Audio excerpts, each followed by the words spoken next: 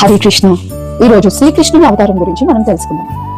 ఒకానొక సమయంలో అనవసరమైన సైన్యాలతో అనేక రాజులు భూమిపై భారంగా మారారు. వారు వాస్తవానికి రాక్షస స్వభావం కలవారే అయినా తమను రాజవంశానికి చెందిన వారుగా చూపించుకుంటున్నారు. ఈ పరిస్థితుల వల్ల సమస్త లోకం కలతకు గురైంది. భూమికి అధిష్టాత్రి దేవత అయిన భూదేవి ఈ దుస్థితిని తెలియజేయడానికి బ్రహ్మదేవుని వద్దకు వెళ్ళింది. భూదేవి గోరూపం ధరించి కన్నీటితో నిండిన కళ్ళతో బ్రహ్మదేవుని ఎదుట నిలిచింది. ఆమె దుఃఖంతో విలిపిస్తూ భూమి ఎదుర్కొంటున్న విపత్తులను ఆయనకు వివరించింది.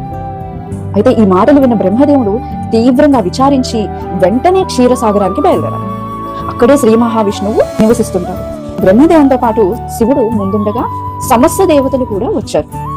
భూదేవి కూడా వారిని అనుసరించింది.